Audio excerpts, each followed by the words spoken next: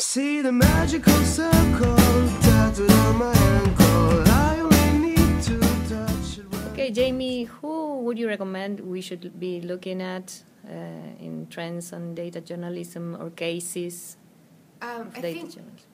if you're wanting to learn how to do this stuff, I think there are several different routes you can go. If you can find someone like IRE, that's what we do. We train journalists.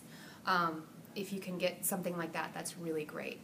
But that's not always an option. You know, getting to a conference isn't always an option. Getting training like that isn't an option.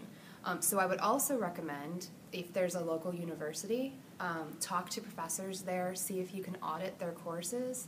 I know people have done that with statistics courses and have gotten really great results from that.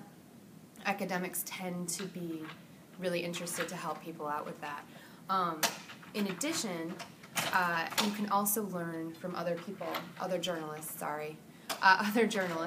and the last thing, I hate to say this, but you can also learn from yourself. You can teach yourself. And many, many people who are used to doing this, that's what they've done. They've taught themselves how to work it. Actually, I'm very self-taught. A lot of what I've learned is very self-taught. So don't be afraid. Do not be afraid to go after something and try to figure out how to do it yourself, because the tools are available. Also, you know, if you can't get to where there's training, I recommend getting on the NICAR listserv. That listserv, you can find a link to it at ire.org. That listserv will link you to data journalists from around the world, and they can give you tips and tools to help get your job done.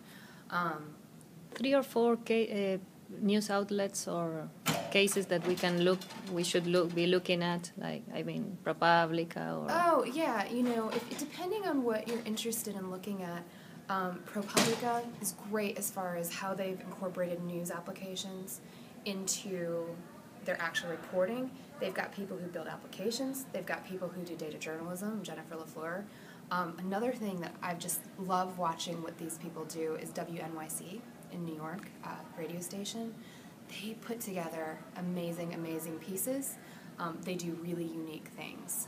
Obviously the New York Times also, but you can look at smaller news organizations, and I think sometimes for people that's more realistic, how they're incorporating it on a daily basis, and you can do small things to incorporate it. So I definitely, like the Milwaukee Journal-Sentinel, they do some neat stories and they do some really cool stuff with data, so that's something I really, recommend looking at them. Where are you from? Where am I from? I'm from Wisconsin. Oh, yes. I'm from Wisconsin. The last one. What you love most of what you do with data, with people, with training, in your job? Well, in my job right now, I love meeting people like you. And it's so neat to see, like, I met you, 4 years ago maybe? And just, I can see how you've come so far along, and it's just so neat to see your passion spread to others, and it's just see how those things happen.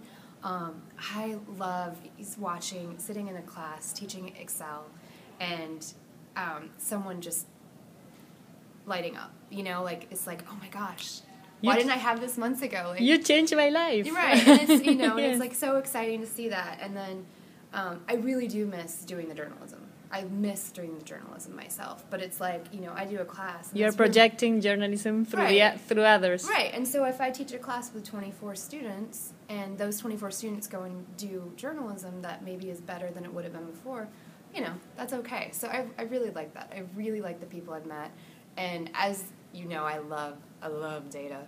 I love looking at data.